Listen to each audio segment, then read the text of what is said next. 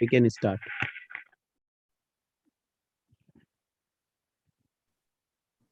Good morning, everybody, and welcome to Live Pharma Coalition.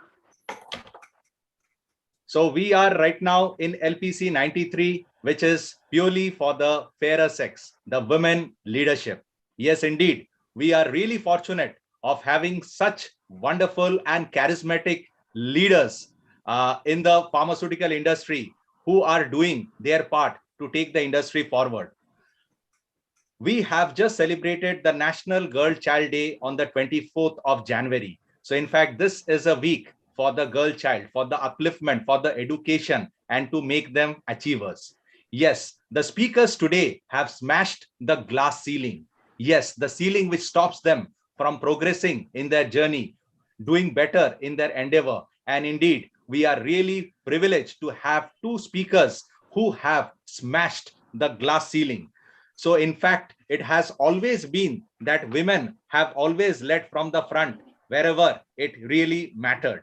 In fact, women account for about 19.9% of the workforce in India, and representation of women in the pharma industry is about 11%. So the percentage of women executive directors in the pharma industry is 7.69%. So let us aspire, inspire, and lead. Instead of thinking women as competitors, let us take them as collaborators. And indeed, LPC believes in the ideology of connect, collaborate, and therefore we can always go ahead with cooperation. So that is the ideology of LPC. So first of all, let me take the occasion of once again sharing my screen for today's presentation.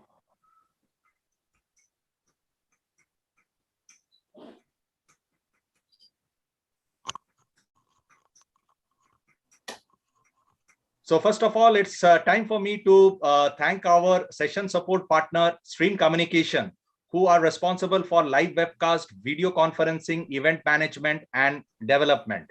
So Stream Communication is a team of highly dynamic professionals that bring rich expertise in the field of event management, marketing, and information technology with one common goal, which is to exceed customer delight. The vision is to provide high quality customized services that exceeds customer expectations. The mission is to provide one-stop customized service by blending technology, ideas, and innovations. Stream Communication is founded with a very sound belief that communication and events shall flow beyond boundaries and penetrate to every corner of the planet. Stream Communication is responsible for webcast with unlimited participants, audio, video requirements and fabrication, video conference, video on demand, recording, video delivery on audience's mobile handset, manage audience response with voting pads, and virtual classroom training that can share the presentation and record the entire classroom training. Some more services from Stream Communication is live streaming on web link with company logo or brand logo, live streaming on social media, features like polling question from viewers, archival for 2 months, recording, analytical report, login list is provided, and they have a dedicated engineer with trial run. So thank you, Stream Communication, for being a wonderful support for our endeavor of spreading learning and development across the pharma industry. So now it's my turn to introduce the world's largest online pharma discussion platform, that is Live Pharma Coalition, which is purely dedicated for learning and sharing. So LPC today has come to this position with all your support, your collaborations, and your knowledge sharing, and it is becoming larger every day, every week, and every month. So LPC, as you all know, is now divided into 5 different specialities, with week 1 dedicated to leadership, week 2 to global, week 3 young, week 4 for the academic and manufacturing, week 5 is for the women in leadership. This idea of knowledge sharing came to Mr. Raman Marke when the entire world had shut the doors due to the COVID-19 pandemic, which was in May 2020. So Mr. Raman Marke, along with his 3 friends, Mr. Yashwant Mishra, Mr. ICS Verma, and Mr. Vinod Vaswani, started this journey of LPC on the 10th of May 2020.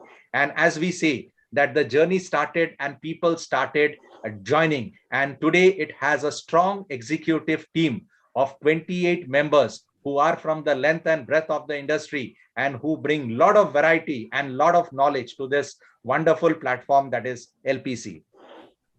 Today, LPC has got a 20,000 Facebook people reach with 5,000 Facebook engagement and 2,000 LPC YouTube subscribers. So the latest feather in the cap of LPC is the first, second, and third LPC, where the first LPC is online pharma discussions for all every Sunday, 11 a.m. IST, where we are currently in. The second LPC is the Mentor Master program, which is only for the LPC registered members only. And the third LPC is the collaboration with companies, institutions, consultancy agencies for weekly session support and LPC registrations. So we have already completed 6 Mentor Master programs for our registered members only, which was very highly appreciated by the people who are registered to LPC. So we look forward to your registrations for our Mentor Master program.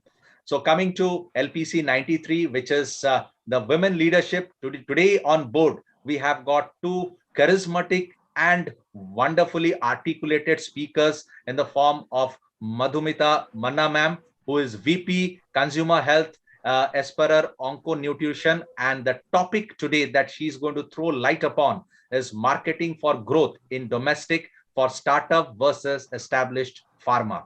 Secondly, we have Shubhra Pillai ma'am, who is AGM Regulatory Coordination, NPD Cadila Pharmaceuticals.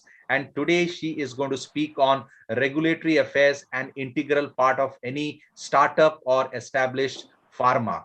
So along with me, we also have with us a very, very good panelist in the form of Mr. Rahil Shah and Mr. Hitesh Upreti. As a moderator, we have Satwant Kaur Manku ma'am. So friends, stay tuned with us live on Facebook, YouTube, Instagram, and LinkedIn. So thank you so much, Life Pharma Coalition, LPC 92, which was last week on manufacturing leadership, which had a very good response on Facebook and YouTube. So please continue your support with us by joining our program. So first of all, it would be my endeavor to introduce once again our panelists. So I would go over directly to Satwant Kaur Manku ma'am to give a 1-minute brief about herself. Satwant ma'am, over to you. Good morning, everybody. Thank you so much, Arpan, for LPC. And welcome everyone to the LPC 93. Today is the special program on women leadership, which comes on the 5th of the Sunday, which comes after 1 or 2 months. And today we have 2 very good speakers with us, Madhumita Manna and Shubhra Pillai. I'll give a brief introduction about myself first, and then later on we'll take the program how to, with all the deliberations. I am Satwant Kaur Manku. I am in the pharma industry now for almost 33 years. I have worked with the companies like Protect, a division of Cipla, Solus Renbaxy, Universal Medicare, and Zydus Cadila, both in the sales and the marketing department.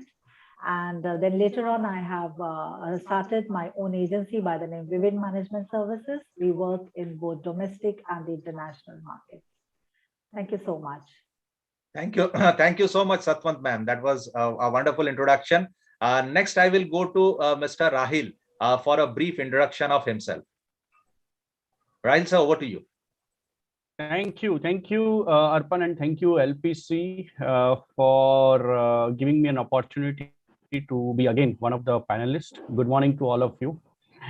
In my opinion, if I have to derive the acronym LPC, I will always say that as a learning pharma coalition, because every person who is into the pharmaceutical has to learn something out of this, whether it is a professional or just a junior or an entry professional, or whether he is a student or whether he is a professor or any strata or any level of industry, has something to learn from the LPC.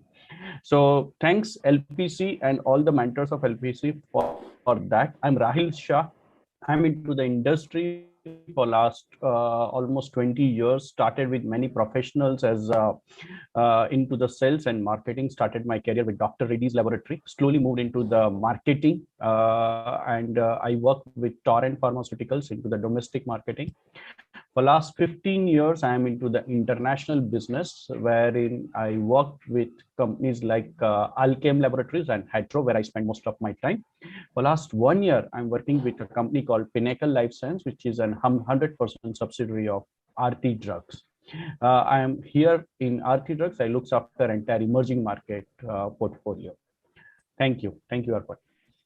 Thank you so much, Rahil sir.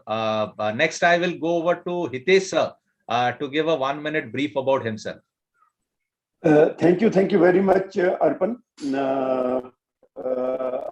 There is nothing much to brief. I am a pharma professional like you all. I started as a medical representative, then grew in the ladder and my last assignment was CEO and managing director of the second largest pharmaceuticals company of Tanzania. Since last 1.5 years, I can't say that I am sabbatical, but I am engaged in many people, assisting in many ways. You know, I have assisted quite a few people who wanted to start their own ventures in Africa. I have assisted many development agencies who want to understand the environment, healthcare and pharma environment in Africa. I have assisted quite a few companies who wanted to start their manufacturing unit in Africa. So I am, by look, I am an Indian. By work, I am an African. Okay, and right now I am in a place where we are putting another pharmaceuticals company in Uganda. So I assist people to make their dream realize in pharmaceuticals world related to Africa.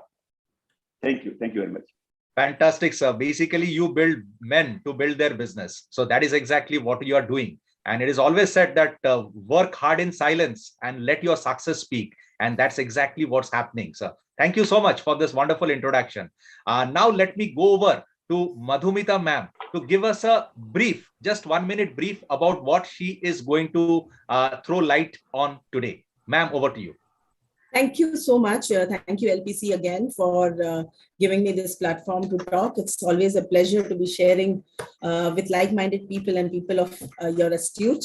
Thank you so much, Arpan, for the introduction.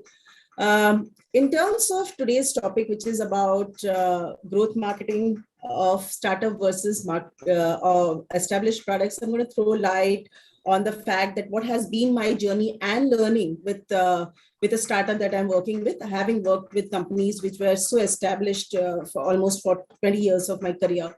And of course, what is the differences? What are the challenges that really come in? And what should be the approach to marketing for startups? Because startups are always under pressure cooker, you know, to deliver the numbers, because they're always under pressure from the VC.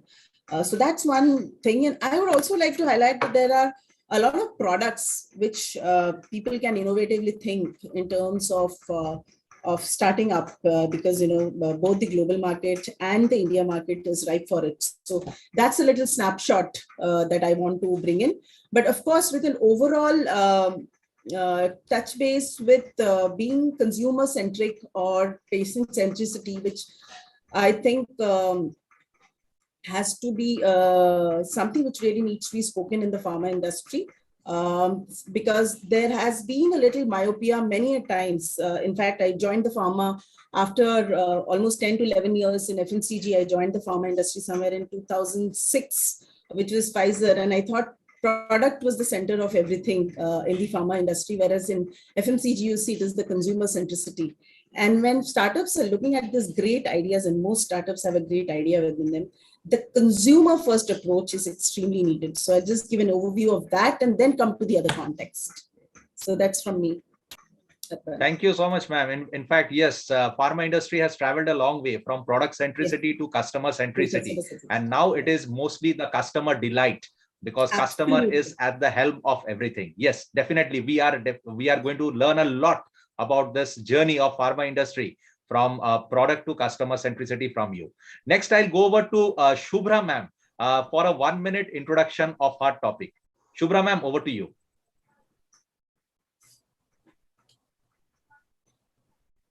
You are in muted, Shubhra. You are mute, ma'am. Sorry. Thank you, LPC. Thank you, Arpan. Thank you, Satwant ma'am, Rahil, Madhumita ma'am, Hitesh sir. And today my topic will be of overview on regulatory, how it plays an important role before any product gets launched officially to the market, how regulatory plays a role in any pharma industry, with any pharma company. Because as you know, we are into medicine, selling of medicines, and medicines are basically for good health, good life, and it should ensure that everything is like perfect for the person who is taking that medicine. For quality life, we play a very important role. Pharma company play an important role. So how regulatory people are supporting the sales people, any company, my topic will be around that only. I'll be speaking on that. Thank you so much, ma'am. Thank you so much, ma'am. Pharmacovigilance is something we are going to look forward from your deliberations, and I'm sure our audience is also going to be very engrossed when you are speaking.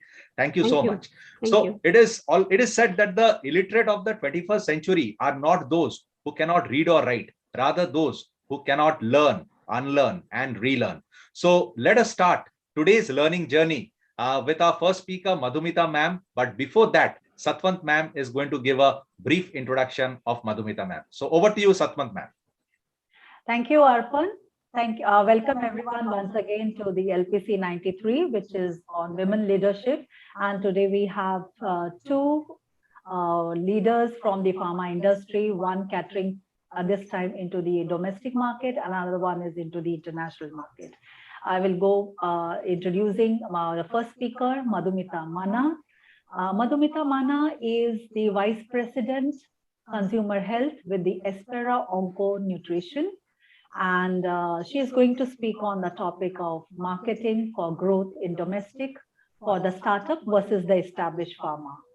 Now, I'll give a brief introduction about her. She has an elaborate profile. She is an IIM Calcutta alumnus and is a professional with over 25 years of experience in managing profit centers, and has been into the diverse sectors across FMCG, OTC products, prescription products, lifestyle products, media sector as well. She has been instrumental in launching turnaround established businesses, launching e-commerce businesses, and launching startups. So this is very important, startup, and she has the experience of working with the established company. She is known to develop and deliver insight-based strategies, metric-based execution plans with hands-on experience in sales management, marketing, working with high-performance immediate teams and cross-functional teams. And this has been some of her cornerstones of her successes. Her journey has included leadership roles in diverse sectors, I will say, right from Kodak, JK Ansel Limited, Pfizer, Torrent, Dr. Reddy's, World Gold Council in India, India TV, Me Marathi, even the TV channel, the media sector. And she has been handling various flagship brands of the Indian and global markets in these companies. And currently she is the vice president, as I mentioned, in the startup company Espera. And she is also an avid speaker on many forums as a mentor to many budding entrepreneurs, marketeers, and believes in philanthropic work as well with the underprivileged through her association with Mentor Me India and as director of fundraising and TRF with one of the Rotary clubs in India. I'll say a very elaborate and impressive profile you have. In pharma terms, if I have to go about Madhumita, if we look into your profile, we can say it is an extended broad spectrum sectors that you have worked and you have a hands-on experience. So today, I think we will have a good learning on this platform, LPC 93. And to begin with, Madhumita, I am too excited and want to know more about your journey with this current company, Espera, which is, and a new startup, and how this has been different than your earlier, the work that you've done for the past 25 years. Madhumita? Sure. Thank you, Satwar, for the introduction. Considering the journey that is with the current company, given that it is a startup, I would like to put a little dialogue from a film. I don't know whether people remember the film Bhul Bhulaiya. In one of the things when Akshay Kumar is treating Vidya Balan, he says, "Mera rata rataya gyan, sab kuch idhar fika pad gaya." So I have to do something which is like to take up a little bit of what Arpan said, which is about learning and unlearning. So the road to this particular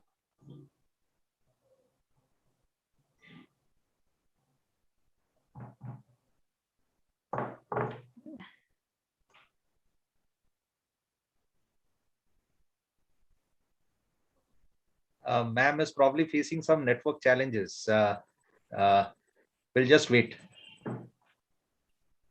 It's from Madhumita Eds, right? I thought his mic. Yeah, from Madhumita ma'am. I think the bandwidth is low. Yeah. So Madhumita ma'am, you can even just turn off your camera. If the bandwidth is low, you can continue with your deliberation.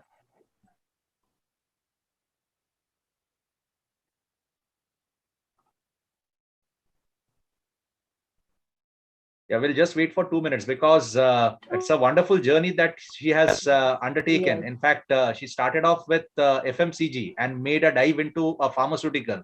These are absolutely two different cup of tea altogether. So it becomes very imperative for us to know that how has been her journey right from FMCG into this pharmaceutical industry, because at one part it was customer centricity as far as the FMCG is concerned, and in case of pharmaceutical, it is product centricity. And now pharmaceutical industry is also making a shift into customer centricity to bring customer delight. So that has been the goal of pharma industry in the last few years. And indeed, I think Madhumita ma'am is going to bring to light all these things that have happened in the pharmaceutical industry for the last so many years. So Madhumita ma'am, you are back with us. So please continue. I'm so sorry. Yeah. In fact, no, it's perfectly all right. So I was just trying to tell people about your journey. So please continue, ma'am. Right. See, with the startup, one of the things with the established companies is an established medicine is that the customer out there know that they have a problem and they need to solve that problem. What happens is because a plethora of products is launched around that problem, so they are spoiled for choice when it comes to the solution for the problem they have. So they have a lot of this thing, and therefore established products have to keep reinventing themselves to make it relevant to the emerging consumer. But with the startup, the journey first begins with the fact that a startup has come with a bright idea, which they feel is a need gap and the consumer doesn't have, and it's a new solution. So consumers themselves don't know about the solution. That is one big thing with the startup. So it starts with making the consumer feel that, you have this problem and you need to have this solution. Very simple example, in nutrition, you have a lot of general nutrition and you have a lot of multivites, which are possibly there 4 to 5 years back. With the launch of e-commerce, there has been nutritions which are launching into disease-specific areas. Okay, yes. And that is something which the Indian consumer are yet to understand. Even the doctors are yet to understand. If you go for a diabetes to a doctor, he will give you a metformin, but he might not give you a multivitamin or any kind of vitamin. And if you ask, they might just do a general recommendation of a Bicosul or a Cobadix. Both, of course, Bicosul was my brand. But what is possibly needed is that you need a very tailor-made, personalized nutrition for that particular ailment. Now, this is something which is a new story in India, correct? And this story needs to be told by educating the consumer. So what happens is, in a startup, first you have to establish the need, then you have to establish the product, and then you have to establish the uniqueness of the product, saying that why we think that the entire product is tailor-made or customized for that particular ailment. And what is so unique about the product? Because what is happening is with the onset of pandemic, the entire nutraceutical space is becoming very cluttered. So when you have to talk about your story and you have this unique idea, for example, the unique idea here in Esperer is Esperer is basically into onco-nutrition. So what happens is we also, at a point in time, they really did think that you should also address problems which can lead to cancer, which is prevention of cancer. And therefore, what is leading to cancer mostly is your chronic diseases and your non-communicable diseases, which are across the globe.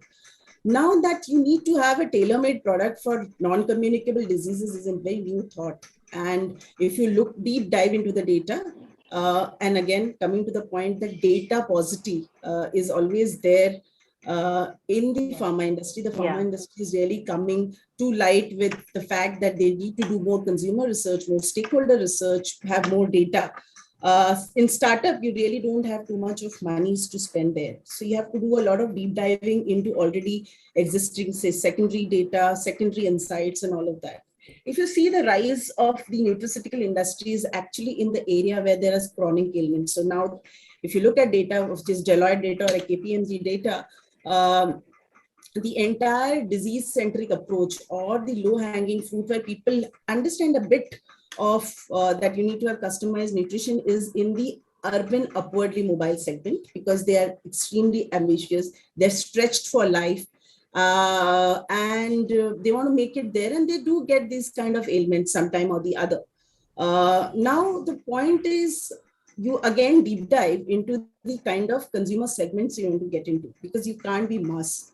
There is limited reach for a startup and a very limited amount of money, and therefore you have to deep dive who is this customer that you are going to do. So if you look at, for example,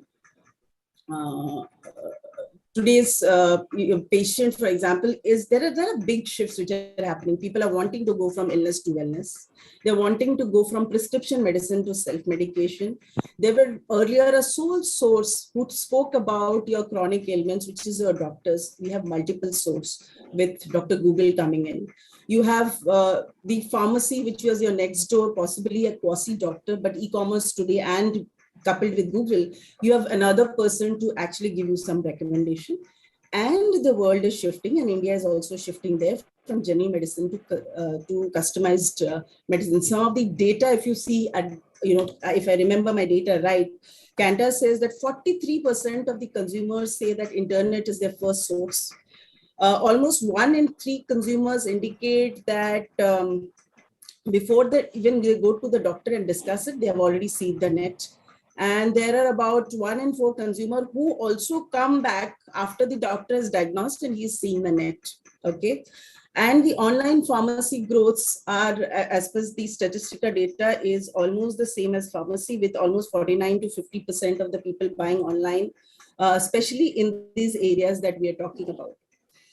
Then you have the multiple source of influencers. So you had one source of influencer, which were doctor, and suddenly you have multiple source of influencers. So you have the doctor, you have your gym instructor, you have your dietitian, you have your family friends who are all now knowledgeable to give this. So it's for a marketer to make that one unique idea very popular or make them understand that there is this need gap. You have to not only influence that particular patient who is undergoing the problem, but you have to also influence these multiple influencers. Then comes the entire consumer segmentation. So if you look at the consumer psychographics, just on a very broader level, you have people who are self-achievers, and they're somebody who is epitome of knowing what is happening in the world, and they're your low-hanging fruits. They're also somebody who is stretched for life and get these kind of diseases.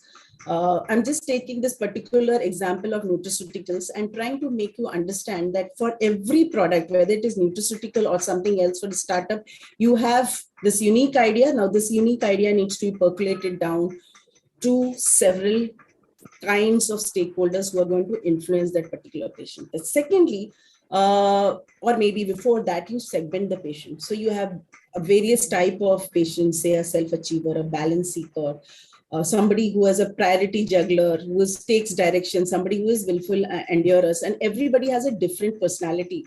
So you have the first set of patients, which is the self-achievers or the balance seekers.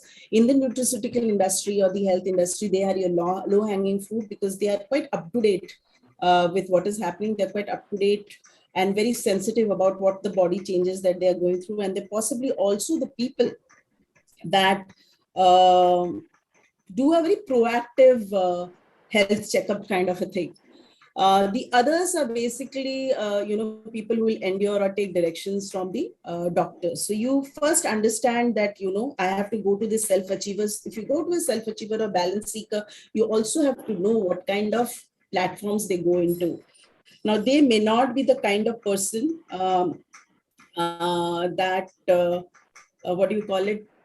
would engage with television more. Their engagement, because of the handheld available, is more. So those are the platforms you need to go. You need to be possibly present with them into the gym. You need to possibly tie up with an Healthify Me to get them on board. So that is important. Apart from that, as I repeatedly said, the doctor, the consumer, the online chemist, the pharmacist, stockist, everybody who is a stakeholder needs to be influenced and made to understand your new idea. The other thing is the leapfrogging that has happened to digital. There is a rise on demand healthcare. There's importance of the big data in healthcare, and treating patients virtually has become very, very important. And when you talk and treat people virtually, that means that you being in the virtual world is extremely important. So I would say, to build that patient centricity in a startup, you have to first focus on the patient insights. Look at both the ends. Is the market ready, and how you're going to educate the market? Is the organization, the startup, ready? The problem is with the startups, they think that they have this big idea and, dalte hi market mein wo theek ho jayega. It will be like rocking. But what happens is, as a professionals, when you join them, not only you have to understand your external customer insights very well, you have to also manage the expectation of the internal stakeholders who possibly are sitting on this big idea, and you have appointed you to make that big idea very big. Very well, because you have to somewhere make their expectations very, very realistically. For example, there are companies, who wants to run, to launch something to prevent breast cancer. But, you'll have to also understand that when you're launching a breast cancer or prevention of a breast cancer nutrition, how many people are agile? Unless you have it running in your family, do you even know that you're going to get a breast cancer? So what do we have to do as an ally to launch that particular product? If the infrastructure or the thing is ready for it, then go for it. Or you start with things which are much easier for consumers to understand and then go ahead. You have to also understand the consumer journey for these products. For example, when for consumer, I'll take a very simple example. You have products of nutrition for skin and bone, skin, hair, and nail. Now, when you look at the consumer journey, which is very important to understand for your products when you're doing a startup, acne product or a skin, I'm taking the specialty as an acne product. You go into an acne product, you want to launch a nutraceutical for acne. But do you understand, you have to understand the journey of the acne patient. The acne patient actually starts with home remedy first, then goes on to friends and families, then goes on to possibly a parlor, then goes on to possibly a pharmaceutical who can recommend you some products.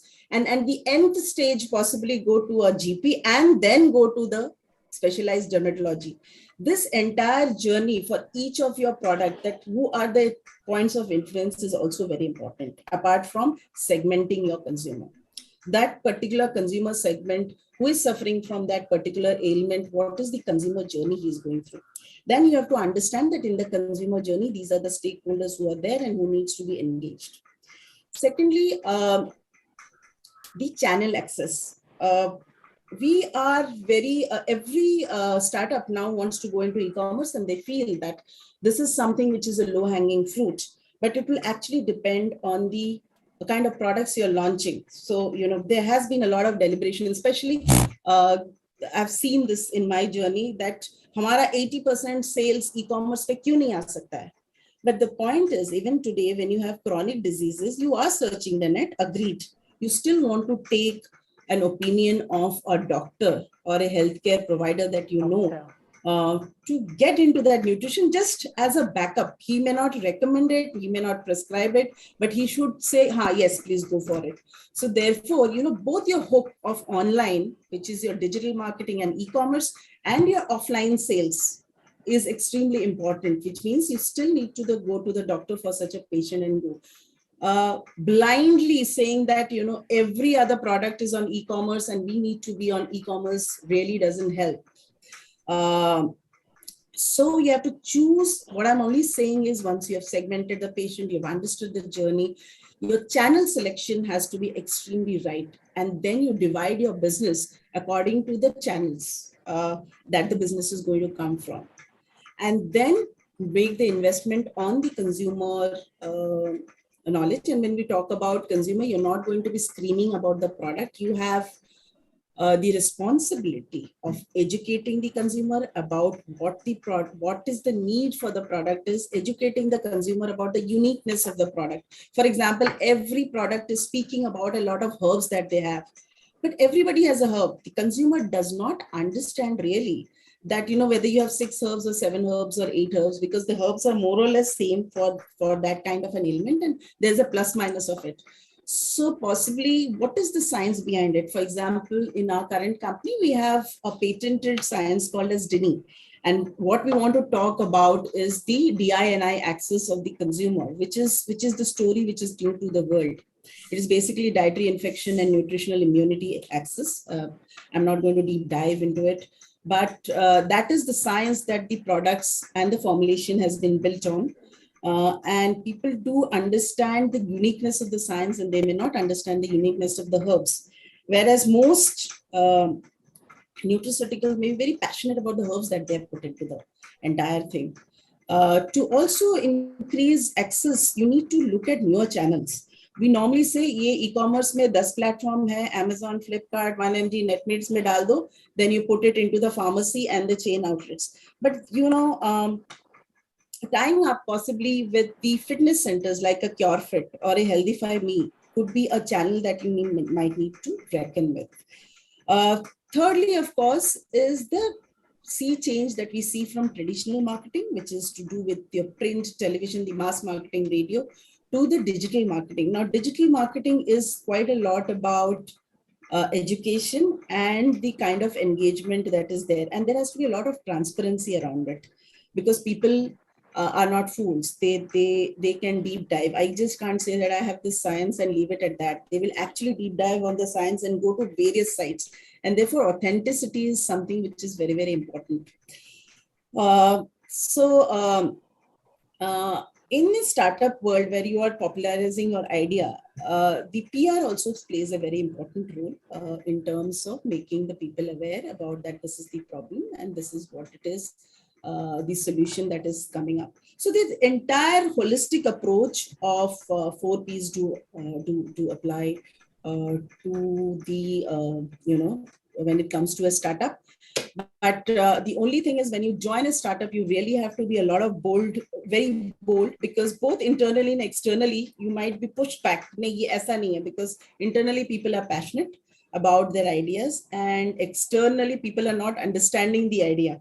So it is a lot of learning, unlearning, and course correction during the journey. So that is what it is, Satwant.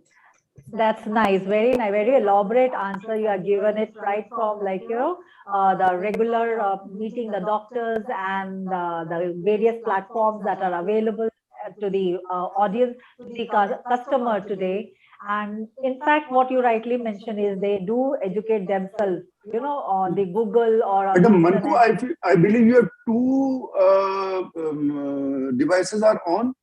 So please. Slightly echoing. Okay. Yeah, it is a lot of echo is coming. So maybe you can mute one of the device. Is it better now? No, it was better earlier.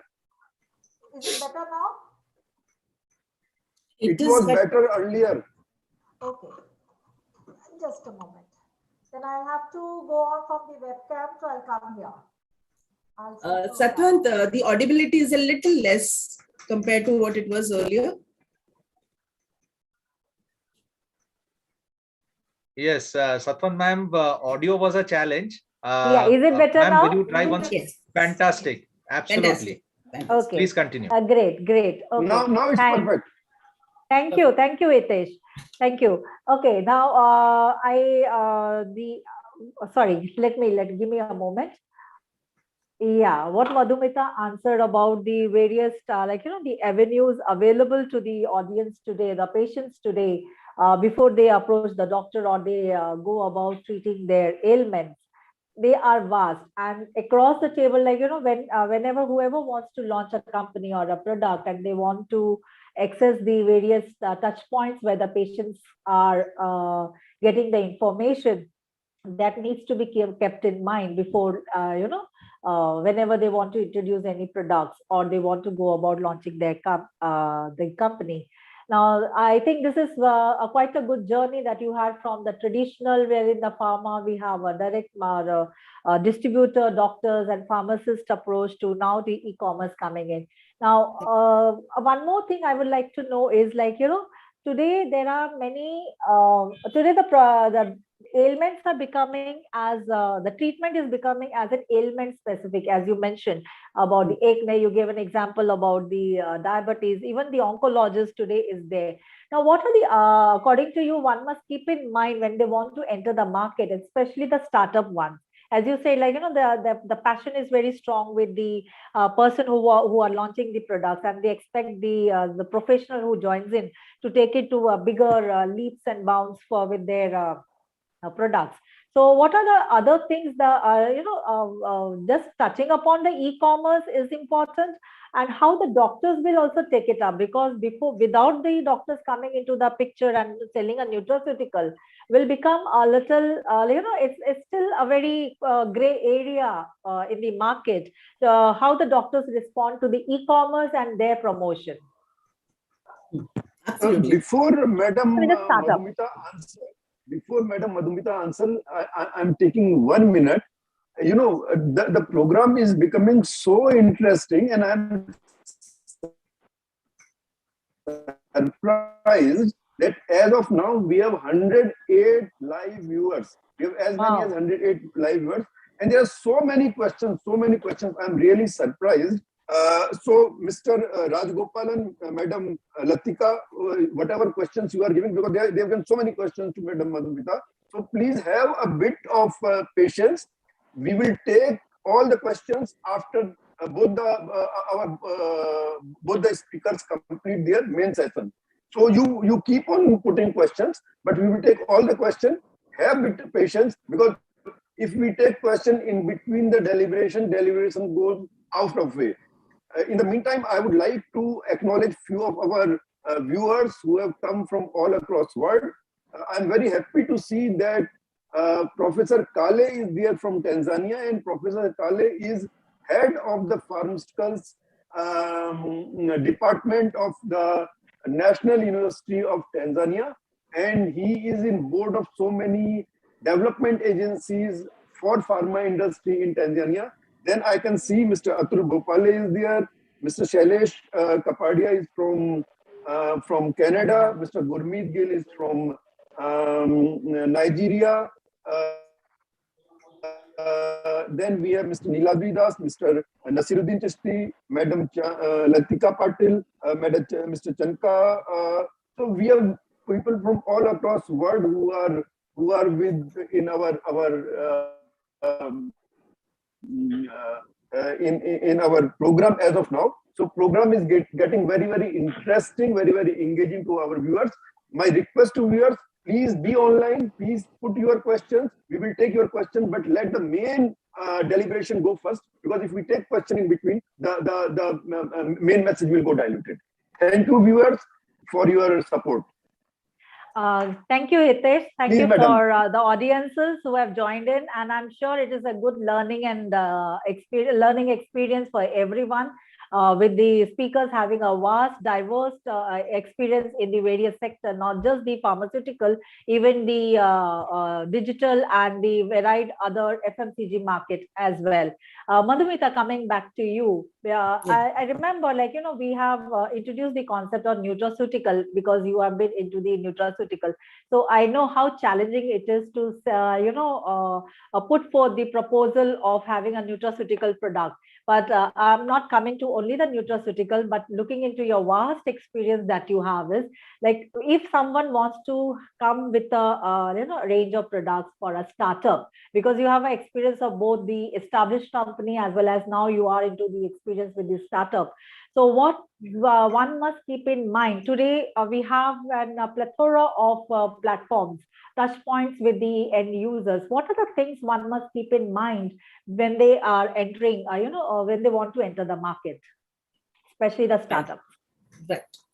The first thing, Satwant, is understanding the problem gap very thoroughly. We might feel that there is a problem gap when we are doing a startup and we have a great idea. That something is, it may be very illusionary, especially when you're entering the market.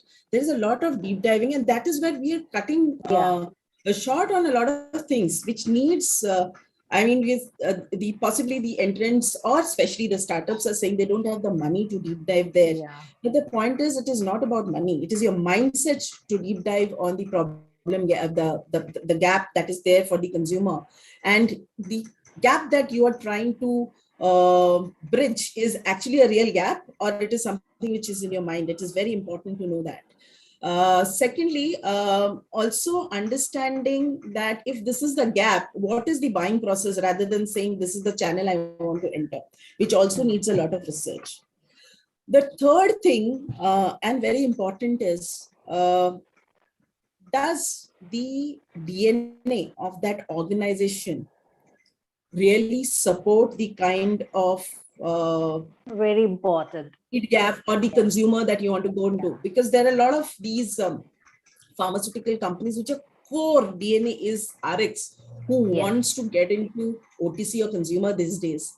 But it's not only about the infrastructure, it is the mindset of the people, the infrastructure, the processes inside. Are they all geared up before you launch? Because you're going to completely fall flat in your face in case your infrastructure is not geared up to a consumer marketing or a consumer channel kind of a thing. And startups are always in a hurry. And everybody, I think, has a myopia that, if I go into a consumer or OTC, if I launch a OTC or consumer division, sales as if my top line will be built up.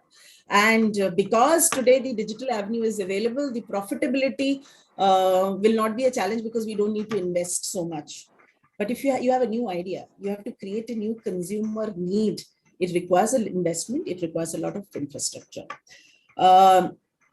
Thirdly, it is that we do understand, and we have to comply as marketers, as sales, as business heads, that we have to capture these sales or the top line very fast, because that's what the investor is looking at. But it is about, especially in the entrance space, it is about creating demand versus capturing the demand.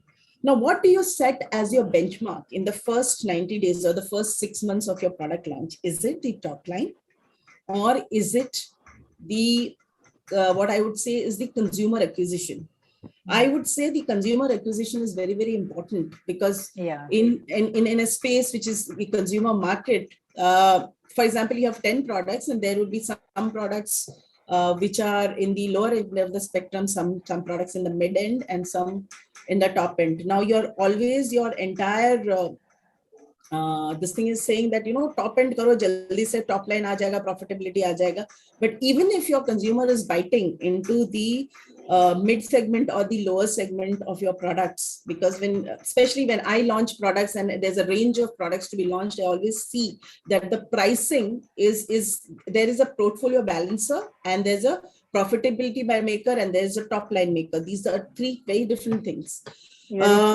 That is the fourth thing I would say, that when you're entering a market, instead of seeing your instant top line and your profitability, which is also important, see how many consumers you are acquiring. Spend on acquisition of the consumer, because these are the same consumer who will do a threefold job. One, they will consume themselves, and if they're satisfied, it is not no more just talking to each other. It is the review that is happening online. So they would give good word of mouth if you have the right consumer. Second, they would do the repeat purchase themselves. And third, of course, is also suggesting to their friends and families. And therefore, having that right set of consumer is very important. And the lastly, which encompasses everything, is your short-term strategy versus your long-term strategy. You have to have a balance between the two. Of course, you need the booty coming in, but the long-term strategy needs to be seen, because there are a lot of paid ways on digital medium to get your sales very fast. But will you sustain this over a period of time of 3 years and 5 years? That's very important to know. So that's what I think these are the 4 pointers that a new entrant should keep in mind, whether it be with established products, established this thing, or a startup. Very true. What you very rightly mentioned is the opportunity is there in the market, like, with the e-commerce platforms or the digital platform coming up. It all depends upon your DNA, how you're made up of. That means it comes to the opportunity versus your capabilities, how much you can consume or how much you can grab it. So market can be 1,000, but if your intake is only 10, so you can't take up the 1,000. So you need to build up your capability to take it more. Very rightly mentioned. And now coming to, like, as you said, the established companies are more the RX approach. And today we also have the other avenues. Now, in this era, if we have to look at how are we going to bridge, and how the doctors are also taking up the what you call simultaneous parallel promotion to in the e-commerce, right? Which is the right avenue one can take it in the advanced mobile telephony, e-commerce, what is there? How a person, an organization like a startup organization can drive their sales through this platform, or they should take it only the RX, or they should do it both simultaneously? So I would suggest that, if you are a new entrant and if your DNA is RX, you do parallelly start up with RX and keep your business expectation in the first year from prescription and retail. When you have prescription, obviously you'll go to contact chemist, as much higher than your e-commerce, and you build up e-commerce or the digital slowly. But what you're basically saying is, in the era of mobile telephony, how do you really drive the business? The only way to drive any kind of business is that you need to be very insight-based and data-driven. There has to be a data-driven approach to your entire business. For example, if I had to do a business, both which has offline RX, then there you have chain outlets where there will be some impulse purchases, and third, you have the e-commerce, which is there. Then based on data, I would segregate, saying that RX would give me 60% of my contribution in the first year. The chain outlets may be a 10% or so, and the rest would come from e-commerce. Okay, so absolutely data-driven approach, insight-based approach. How does it come? It comes from talking to consumer, your consumer survey, looking at the secondary data which is there with you, or the primary data that you have, this thing, and a lot of market survey. Even on digital, it is not spray all approach. You need to understand that this is the kind of consumer I want. These are the geographies that I want, and drilling down to even the cities and the location. For example, I have a very top-end nutraceutical which is costing me 3,000 rupees.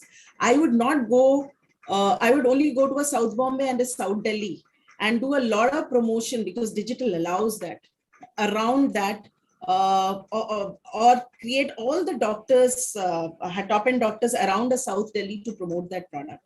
So you have to go that niche and that pointed to really get the first-hand results. Okay. And then for this startups, what kind of products they must get into? In the future, today that trend is changing, and is more of nutraceutical products are coming into the picture, and mass market products are also catching up the market. So what according to you, what kind of products one must introduce for the startups, for the mass mass market as well? Yeah. So there has been, of course, because of the pandemic, people are all becoming health conscious, and there has been a lot of nutraceuticals which has been launched. And there, of course, a lot of antivirals which are being developed and launched everywhere. Yes. But you have to also understand, with the onset of pandemic, what is happening is, because people were not able to go to the doctors or reach out to the doctors, the self-medication transition that was happening in India was already transiting into self-medication, but this is happening more as of now, because people have become suddenly confident कि हम कुछ कर सकते हैं अपने आप भी. And I think the rapid antigen test or the COVID self kits that are there, where you can do a lot of self-diagnosis, this market is definitely going to grow, where you have the tool in your hands to do a lot of self-diagnosis. And I'm I'm seeing the transition in the industry. A lot of AI products are available around it, which is just a software which can be pushed anywhere into your mobile or anything. I think the entire next set of businesses or startups should be around the self-diagnosis stuff, which should come in. And which globally you can see a little bit of, you can see a lot of movement there, but India, we are still wary. But in fact, if you can, shop in the coziness of your home, you can also diagnose in the coziness of your home, instead of just reading up the Google and saying, oh, these are my symptoms, mere ko ye hua hoga. If I have the self-diagnosis kit in my hand, and of course the costs have to be managed, it saves a lot of time of mine, it saves a lot of cost of mine, and I'm very sure before the kind of specialty that I want to go into. So if I was a new entrant, I would do a lot of work around self-diagnosis kits to be brought into the market. Yeah. Okay. And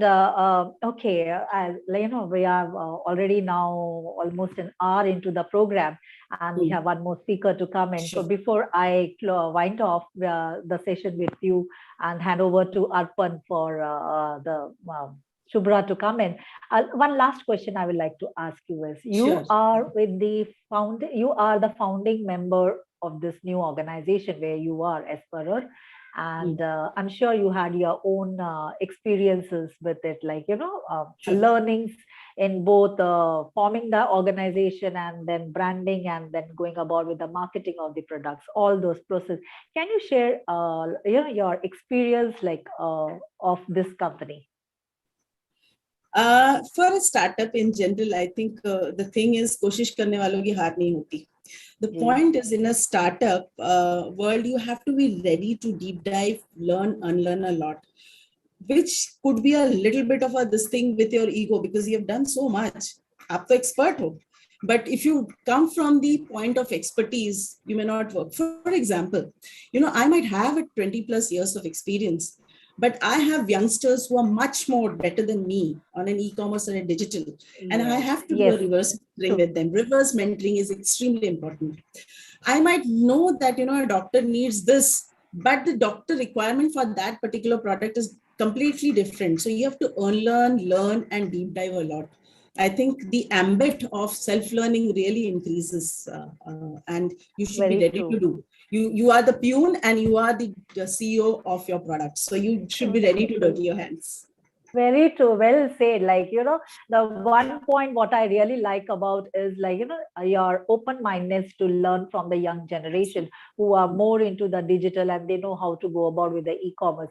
So one must not hesitate or restrict from a reverse mentoring as well. It's very, very vital. So I think for a startup, as you said, you are the peon and you are the CEO of your company. So you have to do lots of juggling of the activities and all that. Very nice. Thank you so much, Madhumita, for the good insights that you have shared with us of the RX and the e-commerce platforms, how we can tap into those markets and deep dive and then take the things forward. And also keep in mind the DNA of our own organization, how well they are receptive to the RX or to the e-commerce platform, and how open they can be in their mindset. So thank you so much for taking us through the marketing growth, what is required. Marketing growth is an important aspect in the startup versus the established one. Thank you so much, Madhumita. And I will like to go and I would like to hand over the session to Arpan. Thank you, Satwant, and thank Yes. you everybody for giving me this platform. It was a pleasure interacting with all. Thank you. Yeah, We'll take thank the you so much, questions. ma'am. Not We'll thank take you the now. You questions. have so many questions. We have many questions. You have so many Starting, questions. we'll come back, but now we have to go to the second session. Thank you. Yes, thank you. Thank you so much, Madhumita ma'am. In fact, COVID-19 has shown the phenomenal growth of this wellness industry and the journey from pharmaceutical into nutraceutical. So basically, I have found that if pharmaceutical cures, then nutraceutical restores. Okay, so that's something I have always felt, because the medicines are for cure, but the nutraceuticals are for restore. So that is something that this industry is really booming so much about. And one thing I really loved about what you said is that in a startup, the internal people, that is the employees, they are very enthusiastic. So now the responsibility is to get that same enthusiasm within the external stakeholders, that is our customers. So for that reason, I think the internal customers or the employees should have the PhD. By PhD, I mean passion, hunger, and discipline. Okay, so these are three things which must be there within the employees for any startup, the PhD, and that is the DNA for success for any startup. And in fact, we should never go for the head count. We should go for the heart count. Andar se, dil se ye khwahish honi chahiye that we must succeed. And that is what gives rise to success. So thank you so much, Madhumita ma'am, for such a wonderful deliberation. I am very sure a lot of our audience have gained useful insights from this. And as Hitesh sir said, we have questions which are flooding from across the globe. And after our second speaker has completed, we can take the questions one by one. So my request to our audience, please chip in with your questions and just be patient, because we will be answering each and every one of them. Now I will go over to Mr. Rahil Shah sir, so that he can introduce our second speaker, Shubhra ma'am. So Rahil sir, it's over to you. In fact, I have requested Rahil to give this particular job to me. I was not supposed to be here, but I am here. I would love to introduce Shubhra, because I know Shubhra since last 12 years. And let me have a privilege to introduce Shubhra. Please, Shubhra, please. as we call her, Shubhi. Shubhi comes from Dhoni's hometown. She's from Ranchi, married to a Mallu guy, having a lovely daughter. So Shubhra is a true Indian, right from Bihar, now Jharkhand to Kerala. Okay, she has started her career as a medical representative with Dr. Reddy's lab. She was a very successful person, professional in Dr. Reddy's. Then the husband got transferred to Tanzania, and she was lucky to get a job in Shelley's, which happens to be the #1 pharma company of Tanzania. And I worked with her, so I know what kind of professional she is. A great team worker, She understands the problem of the user. There she was in support system. She was in sales support system. So anybody and everybody, whether it is a local person or it is an Indian person, whether the job is of Shubhra or not, they will go to Shubhra to get the solution. So she's a great team worker, and I had a privilege to working with her for around 2 years, I believe. Then when husband got transferred back to India, she joined Cadila, and I have seen her journey of last 10 years, where from a back office support.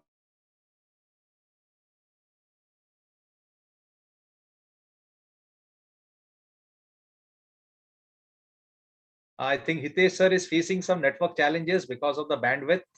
Yes, he has reconnected. career Yes. and the way you are contributing to the industry and the kind of topic you have taken. I'm really thrilled. I'm really thrilled. The topic which you have taken, it is very basic topic, but many even country manager, many vice presidents who are in international marketing, they don't know what you are talking today. So I am very happy that you have taken a very, very pertinent topic, which we, the so-called international marketing people, doesn't know in detail. So welcome to LPC, and I am happy that you have accepted our invitation and you are here today. Over to Rahil to interact you on the subject matter. Thank you, Hitesh. If I have to take a liberty of changing an idiom called jack of all and master of none to master of one, the master of one and jack of all is Subra, maybe, because as you rightly said, was into the sales and marketing, then into the regulatory, then into the new product development. So it is great to be with, to introduce and know you now better, Subra. I'll be taking few basic questions related to the regulatory affairs. That is your topic for today. My first question would be, what is the dossier all about? Why the product dossier is really very important for the export of any pharmaceutical product? Okay, thank you, Rahil. Thank you, Hitesh sir, for giving me the opportunity, and others as well for a very nice introduction. Now, coming back to your to the question that you have asked me, Rahil, why dossiers are important for any company to get it registered in any country. Now, dossier is basically a technical document which is a Bible of your molecule, your product that you will be marketing in that specific country. Okay. In export market, it is not easy to go and sell your products, unlike in domestic market. It is always like you will first have to file your dossier. Dossier is basically in CTD format, which is common technical dossier. We say it is as per the ICH guideline. Dossier is basically having all the modules which is required, which is 5 set of modules, module 1 to 5, and it has different sections in those modules. So these Ministry of Health has certain set of guidelines on which the dossiers are prepared by the regulatory people. Regulatory people are basically qualified technical people with M.Pharm, B.Pharm degrees, and they have experience of filing the dossier. So they have to be very proficient in the with the guidelines. And then based on the guidelines that it specifies, the country specifies, which is the ICH guideline, CTD modules of dossiers are filed. Then after the dossiers are like filed, it is not like the dossier will be getting approval as early as possible. It is not like that. It is a technical document, so the drug inspectors will be evaluating your dossiers, and they will be evaluating, and then there will be maybe there is a query coming up.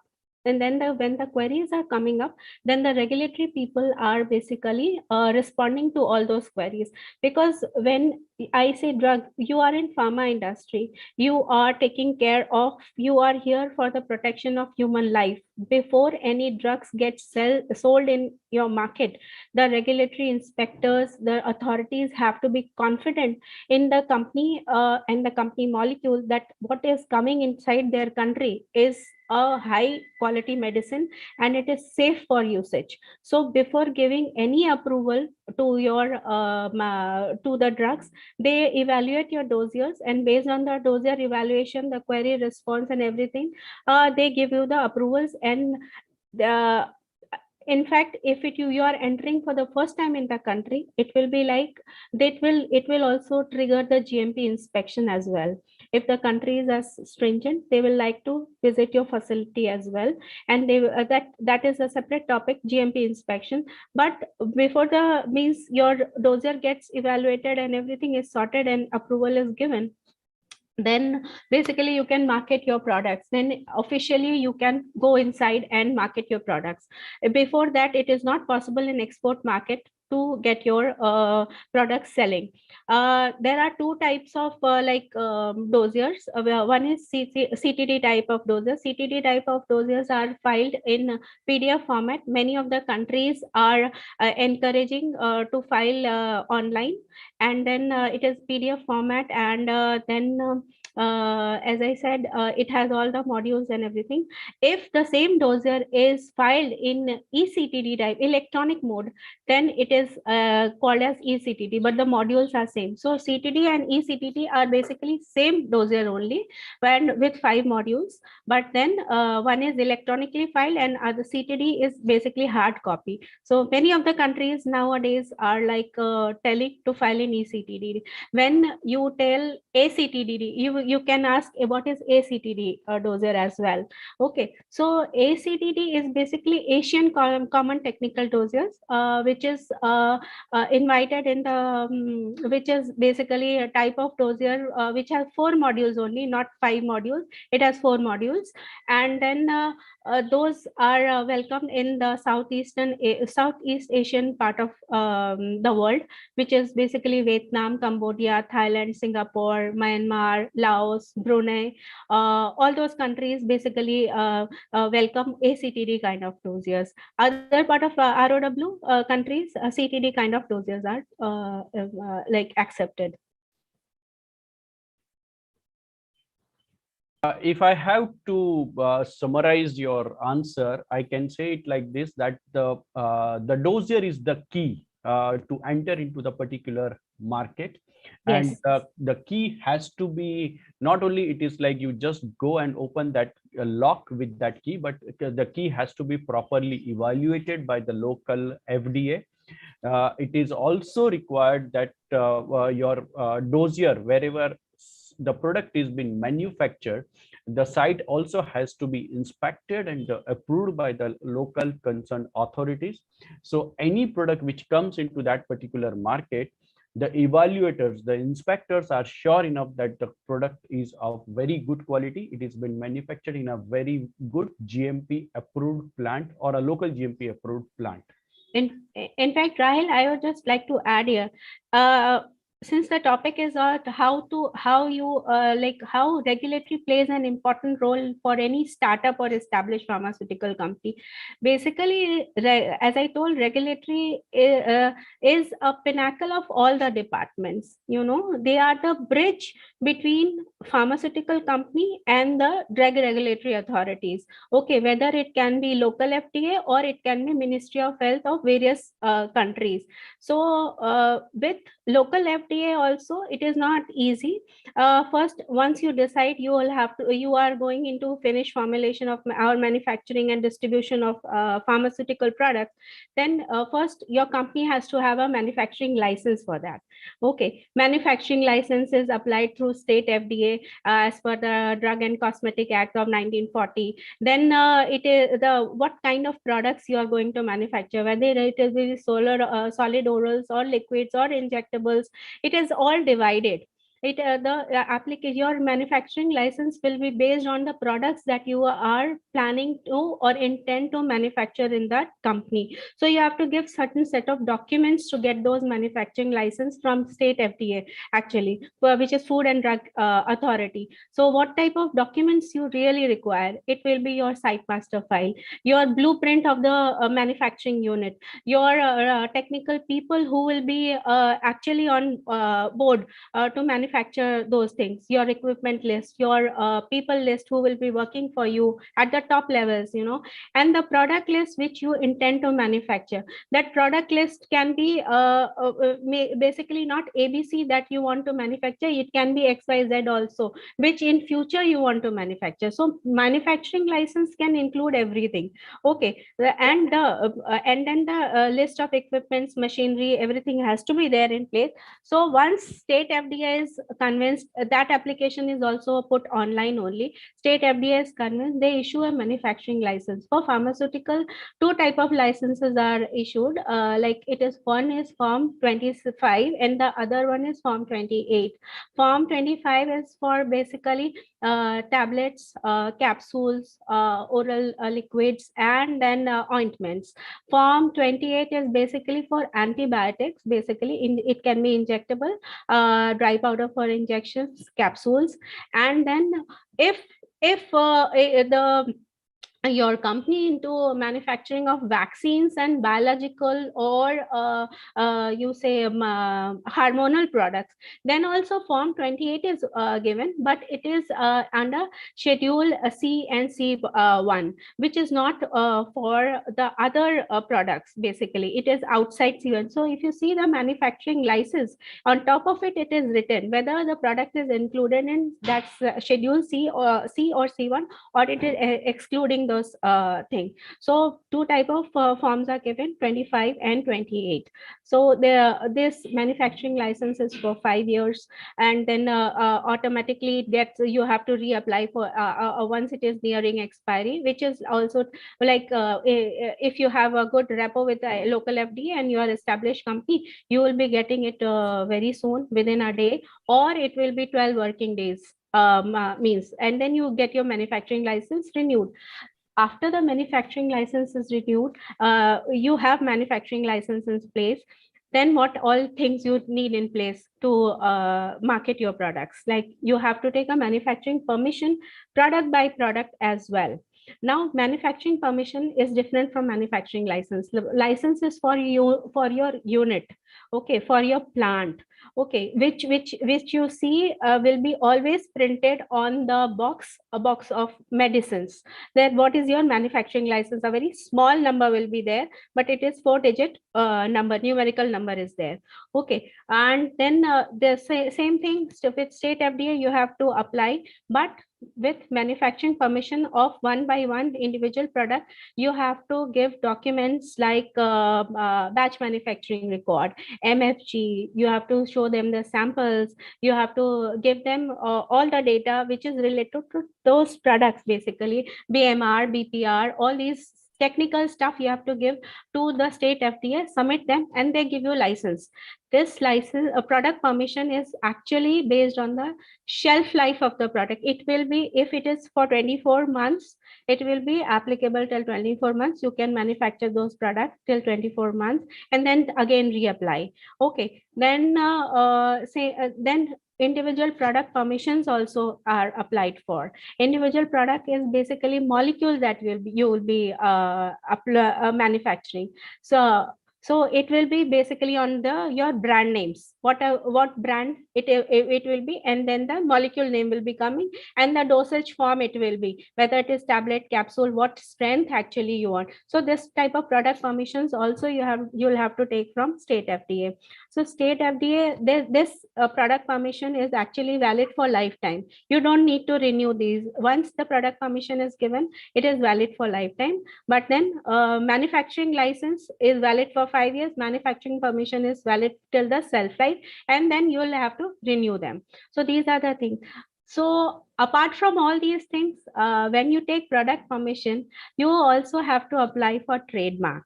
Trademark is very important for your uniqueness of your brand name, your logo, and if you want to keep that in the market, and you don't want it to be mixed with some other company's brand name, trade name, so you will have to apply for trademark as well. So what is trademark? Trademark is applied with intellectual property India people, and then this trademark is actually, first you have to select some unique brand names. You go for trademark search. If it comes clear, it doesn't rhyme with somebody else's brand name, you get a clear permission that you can go ahead with this brand name. So what happens to these brand names? So you decide, okay, I'll like to go for this X brand name. So X brand name, you want to register the brand name in your company's name, you'll do that. So once you do that, it normally takes 3 months. All this process takes 3 months. Once you do that, that brand name is exclusively for your company.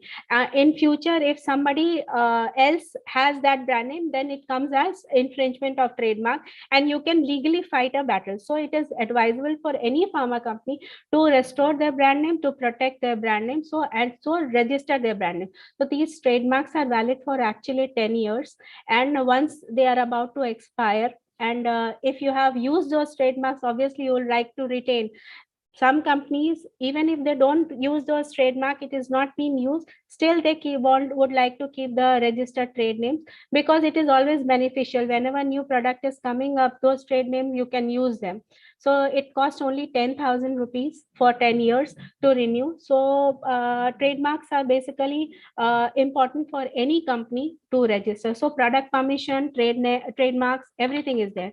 Now, if these things are mandatory for any pharmaceutical company who wants to manufacture, market, and do distribution of pharmaceutical goods. Okay. Now, if you want to export, now that comes the export part. So when you want to export, what documents you require? You will have to have a local WHO GMP for your plant. Before that, you cannot export any of your products to abroad. Okay, apart from other countries' GMP, first mandatory requirement is WHO GMP should be in place with your company. So how to get that? You again, the same process. You apply to state FDA and CDSCO. CDSCO is in Delhi, and state FDA is definitely in the capital of the state. So you apply. They come for an audit.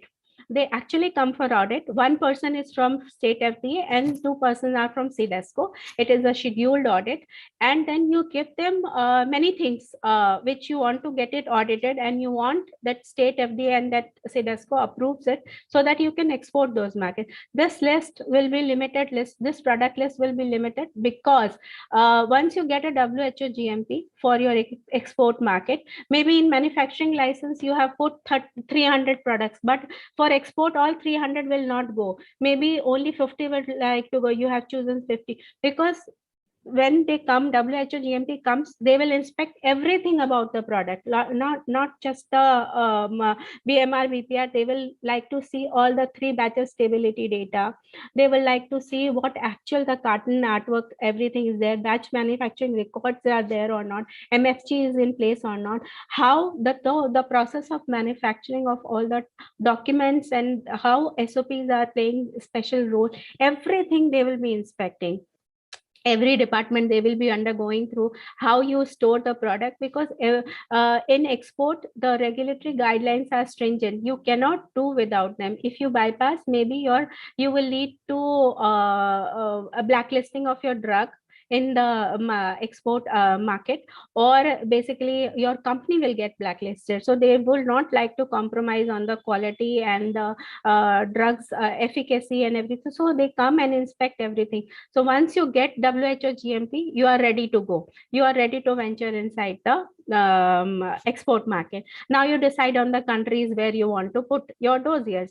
Now the regulate these all processes, from manufacturing licenses to trademark to getting product permission, regulatory team is involved. For this is the domestic role that they play. Now comes the export role, what they play. They have to be really updated with all the Ministry of Health guidelines, basically, which is ever changing. So they have to be updated themselves for while filing of dossiers, what type of guideline particular country is having, and then they file the dossiers. As I told, once you file the dossier, more or less time it will happen. Your GMP audit will get triggered. So your plant people, your QA people should be really prepared to face those GMP audits, because GMP audits are not very something which has to be taken lightly, because once you enter you have given one dossier and that audit is triggering, and if you get the GMP audit cleared, maybe you can file another 10 products and you can open that market in a big way. Okay, so the regulatory is basically initiator but it is all handled by the QA people.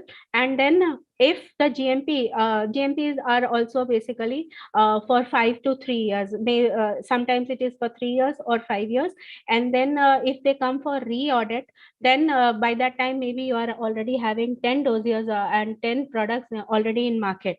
So how regulatory and QA people are coordinating, QA will be asking regulatory team, what all dossiers you have filed, what all products are selling. So okay, so so regulatory will give the details of all the 10 products that are in pipeline, which are already filed or which are already approved and they are selling well. So they will give all the batch manufacturing records, what stock has gone, then what stock has gone, in which year it has gone, whether the stability data is in place or not. So whenever there is a GMP audit coming up, so every department has to gear up, and QA actually takes care, but all the departments are interconnected, and regulatory plays an important role because they are the people who will tell what is what has been filed earlier, what is in present, and what is will be in future. So whenever there is a auditor's question coming up, so they have to be prepared and they have to give the backup support to QA people. Okay. And then this GMP, as I told, is valid from 3 to 5 years. Basically, US FDA, TG Australia, UK MHRA, Russia MOH people, FDA Malaysia, SAPRA South Africa, MCZ, PPB Kenya, TMDA Tanzania, NDA Uganda, FM Haka, all these big GMP people are actually coming to inspect your plant. But these days, due to Corona also, and they sometimes do a virtual audit as well. From the past 2 years, they have been doing. They have not completely stopped. They are not, because of travel restrictions, they are not coming. But then they are doing virtual audit. Virtual audit is also there. Physical audit is also there. US FDA sometimes, whenever they come most of the time unannounced. Or if they come, they will give you a very short time to like, you cannot pre-plan, as you know, like 15 days or 45 days in advance that somebody is coming and QA is fully prepared. But with US FDA, it is not like that. And you have to be really careful with US FDA. US FDA is considered to be one of the topmost, and it is very valuable for any company to have a US FDA GMP cleared. For any ROW market, everyone appreciates if you have US FDA, especially Africa and then Southeast Asia. Everyone wants to have this clearance. Okay. So what else I wanted? Whatever you export to international market has a COPP, which is Certificate of Pharmaceutical Product, which is also issued by local FDA people only. WHO, FDA people are issuing that. They have a typical format, so which is very much important for whatever you are exporting to abroad. So there's one document which is country specific. Basically, it is issued in the name of country only. Take for example, if I want to export paracetamol, the paracetamol COPP will be paracetamol in a WHO format, what ingredients it is having, what is the shelf life, where it is getting manufactured with, and which is where is it intended to be exported. The country's name will be there. So that is also applied from state FDA, and you get within 2 weeks of time, 15 days, just like that. I can't hear you. Yeah, good. I mean, I must say in one sentence that if you want to do business in international, in the pharmaceutical, all road ends to regulatory. Yes. Yeah. So it's a great exhaustive deliberation you had given, and I must say that you have also proved it is right that even after me spending 15 years into the international business, I was not knowing few of the things which you mentioned here. Okay. So great, thank you very much on that. And the third question maybe I may ask you is like, you mentioned about the various modules of the dossier. Yes. And what are the these modules all about? I mean, I understand that there are 5 modules of the dossier. If you can give us some significance of those modules and why each module is important in that category. Okay. Yes, there are 5 modules in the dossier. Module 1 is basically the administrative part. This is particularly based on the ministry. It is basically country specific only. Okay, you can.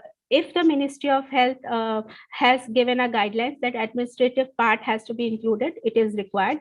Else, if you not include as well, it will be all right. No worries on that. It is country specific only. It is basically introduction about your product, what type of product it is, whether it is tablet, injectable, whether it is code tablet, it is entry coded, it is coated tablet, and basically a small brief about your product, what type of product it is. Okay.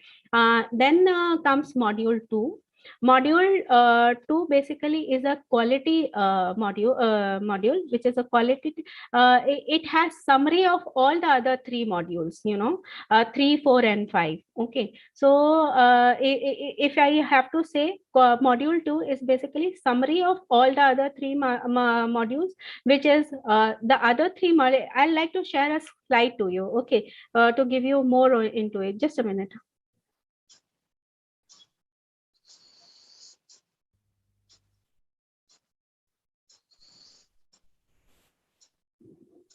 Can you see the slide? Yes, we can.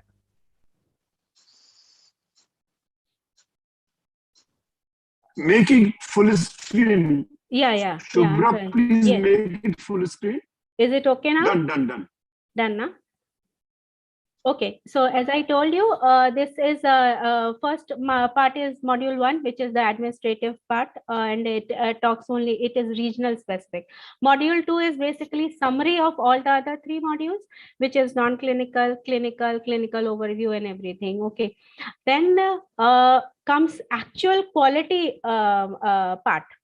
Basically, okay, so quality part is what in module 3 basically it is actually about the if I have to give you, it is containing the drug substance, drug product, literature that you have used for as a reference. All these things are part of this quality information basically. Okay, so module 3 is a quality module which talks more about the drug substance, drug product, and the literature references that you have used. Okay, in module 4, which is the non-clinical part, basically it talks about the pharmacology and the toxicology of the product basically. So and definitely it will also mention the literature references that you have used. Now comes the module 5, which is basically the clinical study, this review in that report is there, how it is beneficial in human pharmacokinetics, reports in human study and all. Then biopharma, basically it is having a tabular listing of all the clinical studies. Okay, so in module 5 it is clinical study report basically. So but if you have to ask me where is the B, you must be many people ask, B is required in CTT dossier, B is required for this product to get registered. So how where is B coming up in this, in all these modules? So B synopsis is actually coming in module 2, which is the quality control summary. Okay, where the non-clinical clinical summary is also featuring. So module 2 is basically having your B synopsis, bioequivalence synopsis. Hope I am able to answer you. Yeah, correct. I mean, it was really knowledge enriching about all the 5 modules and what these modules are all about, and what is the significance of all these 5 modules. If I just can ask one more question, can this, I mean, generally we see that, any established organization always having a regulatory department, a separate regulatory department. But when we talk about a startup company, they may not be having all the facilities with themselves. The question I have is, as any of the startup company, can regulatory activities be outsourced, and how? Well, regulatory department can definitely be outsourced. Means regulatory work can be definitely outsourced, but for any big company or startup company or mid-sized company, regulatory department, it is always beneficial to have in-house basically, because regulatory work is like that. They have to coordinate with multiple departments to actually compile the dossiers, QA, QC, then FND, CRO. So these departments are all, if it's inside your organization, then it becomes actually easy to get the documents and compile. If the activity is outsourced, probably you will have to give all the documents, which is sometimes all the documents sharing is also not good, because it is a confidential documents. It's company's property. You cannot just share all the documents, because you never know how other person will utilize this modules, so it is always beneficial to have it in-house, but definitely it can be outsourced for a small time if you want to. But sometimes it so happens that inside in-house regulatory departments also outsource few activities from regulatory agents, like getting non-clinical data compiled in certain type of format. Okay, for Europe and EU countries, there are typical type of formats that has to be made. So non-clinical data is actually getting compiled from outsource agency. But it is if you can make it in-house, it is nothing like that, because these are the things which actually any company would like to have it in-house. Correct. I think well said answer. You said that if there is any startup company, maybe to start with, yes, one can have a regulatory activities outsourced. But that startup company, once they scale up to the next level, yeah, it is always better to have that regulatory activities in-house, because then not only it will be much better to coordinate among all the departments. It is one of the most important thing is the safety of the data is also, yes, the confidentiality of your data will also be exactly ensured in that. Shubhra, you may please remove your screen share now. Just a second, sir.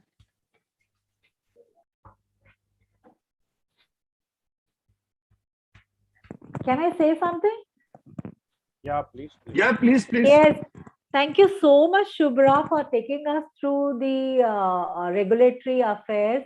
I'll tell you, today I have learned so many new things, which I thought I have a little idea about the regulatory, but so in a simple terms, you have explained each and every step that one needs to follow. I thank you so much for the learnings today, Shubhra, on the Correct. RA. No, It's in all my fact, when pleasure. Shubhra was giving her deliberation, I am having a thinking that we will have one full day session of Shubhra in our international leadership program, because Yes. I am there for say now 16 years, and there will be many more people. We know something, but we know the way detailed Shubhra knows. Number one. Number two, the ability she has to explain. It was fantastic, Shubhra. Very true. Very true. Great. Thank you, sir. Thank you so much. Again, I mean, Subhra, allow me to ask the same, one more question on the same line of being a startup company mainly, because startup companies, I'm sure, a very wide part of our audience would be expecting that answer from your side, because they would be looking as a startup of the pharmaceutical concern. So if somebody as a startup company wants to contract manufacture few products from any existing plant, what are some of the points a client or a startup company has to assess from that plant, whether to go with that plant or not? Is there any kind of a checklist? Yes, there is definitely a checklist for this. Basically, if you are a this is an excellent opportunity for any pharmaceutical company for doing a contract manufacturing for somebody. In a very layman's language, I will tell, I have a kitchen. I have a kitchen which is fully equipped. I have all the ingredients with me, and I know the knowledge as well. I have all the technical know-how. I have all technical people, all the chefs that can do mastery in my kitchen. Okay. Now you are one person who wants to. What is basically contract manufacturing? You want you have one recipe, but then you don't have that kitchen. You don't have that chef. Basically, okay. So you want me to you contact me, and then you want me to manufacture your product. Okay. So I first study your product. I get your data pack, and then if I have that technical know-how, I'll say yes or no. If yes, then obviously there will be an agreement in place, and then with the data pack, it is easy for you to get it manufactured at my plant, all because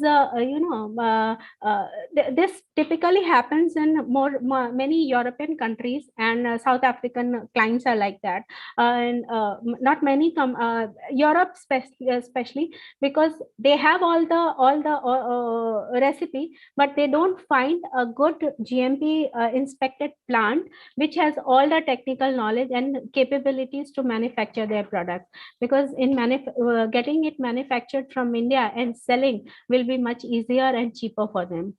So so you give me your data pack, everything I analyze. Our F&D people will study everything. Regulatory will study the data pack. F&D will do a brief analysis whether we can do or not do.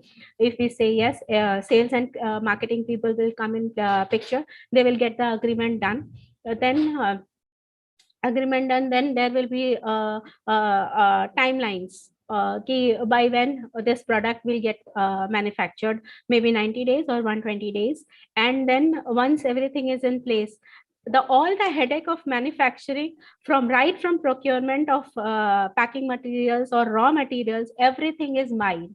It is all mine, and you are a one happy customer. You have given me your work, and then you are getting the end product, basically. So contract manufacturing is like, it is a good project for any company, or any basically in the pack when it is finally made. It is always written manufactured at, take for example, manufactured at Kedila. So I'm getting an advertisement, manufactured for your company. So you are getting, whenever you are selling the product, you are getting the advertisement that it is manufactured for you. Okay, manufactured by, obviously my plant is getting the highlight. Okay, so it is a hand-in-hand business prospect. So contract manufacturing is one good project.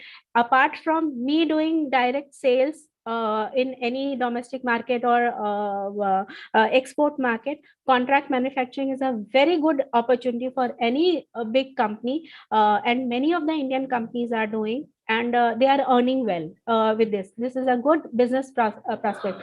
In fact, many contract manufacturing companies who are giving, they in fact give you one more thing. They give you privilege that you manufacture these products. Since I am manufacturing, I am producing all the data as well. So if the agreement is like that, you can basically take the stability data and generate more data on that, and you can yourself market this product. But then the territory will be it will be territory exclusive. Like if European customer, then they will say this product in Europe we will be only marketing, but in other part of the world, if you want to market in Africa or Middle East or Southeast Asia, it is your product. No worries, you can. So that type of agreement also comes into place when you are doing contract manufacturing. Sometimes clients are like, no, you do it just for us and give it to us, we will do it. So but our main aim is like, if you are in sales and marketing, you will have a dual type of agreement, that I will like to do contract manufacturing for you, but simultaneously after 1 or 2 years, when I have your data, which we will be giving to you as well, we will also like to utilize that. So it's a win-win situation for both of them. So contract manufacturing is a very good business opportunity, basically. If you have all the GMPs in place, one has to venture out in this. Great, Subra. It was really a detailed reply on contract manufacturing, how a contract manufacturing can be done, what are the points, and I really like your analogy of kitchen, chef, and research. Yeah. Because I know that that is how one can really understand what the contract manufacturing is all about, and how contract manufacturing by itself can be a business avenue for any mid-size or mid-large size pharmaceutical company also. Yeah. The one more question, and maybe probably the last question I would be having is, because of the time, though we would like to hear you for the whole day, we hear these days a lot about the pharmacovigilance. And I understand that when I started my career in international way back in 2005-6, we were not hearing too much of buzz about pharmacovigilance, but now pharmacovigilance has become very, very, very important all across, whether it is the I can say any of the African countries or of the third world countries, or that of any first world countries also, all across. Sorry, pharmacovigilance has become very important. So what the pharmacovigilance is all about and why it has become so important, if you can please take us through that. Okay. Pharmacovigilance in India actually has now started playing a good role after I think 2018. They are insisting of having a pharmacovigilance in-house. Basically, all the big size, middle size or large size pharmaceutical companies are having their own pharmacovigilance department. Basically, what is pharmacovigilance? You have to be, as I told you, you are into pharmaceuticals, selling of medicines. You are here for saving life. You are here for analyzing the safety and efficacy of medicines that you are selling and how well it helps you to basically develop, improve the quality of life of humans. So you are very important. You cannot just sell any drug to anyone, you know. So your and pharmacovigilance is to be vigilant throughout the life cycle of drugs. Okay, so this department is very important department, and this department plays a important and significant role since the time of inception. Since the time one thinks that I need to manufacture or develop this molecule, since the time you feel this molecule, every company is having a CRO. Every company wants a specific or new entity to develop, new molecule to develop. When it is in clinical trial phase 1, 2, 3, this departments come into a picture. You know, whenever there is a clinical trial, no drug comes without a clinical trial. You know, we have to develop those drugs. Okay, so clinical trial, if it is in clinical trial, it is on clinical trial 1 is also on a small set of patients to establish efficacy. Clinical trial phase 2 is also on small set of patients to establish the efficacy. Then comes clinical trial phase 3, when it is on a larger scale. So during all these 3 phases, if there is any adverse event happening, any adverse reaction happening when the drug is administered to the patient, then you have to get notice of that. You have to report to DCGI. What all comes out of it? You know, your label claims, your side effects, what is mentioned in the leaflet, all comes from these clinical trials. When the product was in clinical trial, you must have seen the side effect. Headache is coming, dizziness is coming, rashes are coming. So those become your listed side effects. So all these, the pharmacovigilance people are keeping a note of it, you know, during the clinical trial phase. Now, after the clinical trial is done, everything is done, your product is inside. And then take, for example, once if you have taken my drug, take for example, you have taken paracetamol and it has caused a serious effect on you. Instead of giving, your fever was lowered, everything was done. Apart from that, something else also came up, which is not listed side effects. So you give us a call. pharmacovigilance department, or you tell your doctor, or you tell the pharmacist from where your pharma company from where you have taken that medicine, they will intimate it back to us. We will actually analyze what happened, what went wrong, and why this event took place. Okay, so we got to know 4 things are there with us. Somebody reported to us, drug was mentioned, patient was there. Okay, so then 4 things are there. So what we will do, we'll process the case, we will study the case.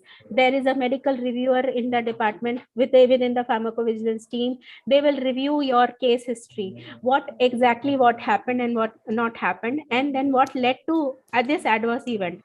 Okay, sometimes it so happens that there is serious death has happened, or serious abnormalities, you lost your eyesight or something, that like this is a serious event actually. So you will have to actually inform DCGI, Drug Controller Authorities, which is in Delhi. In case of serious events happening, within the reporting, from the day you reported to me, within 14 working days, I have to report to DCGI. In this, all medical review and everything has happened. And then DCGI will tell us what has to be done. If it has led to deaths and all, we'll have to intimate to our legal team, and we'll have to give compensations to the patients if it has happened, if it is established that this has happened with your drug. So basically, pharmacovigilance team has to be vigilant throughout the life cycle of the drug, where during the means the trial phase as well, during the sales phase as well. So you basically, this department has come up.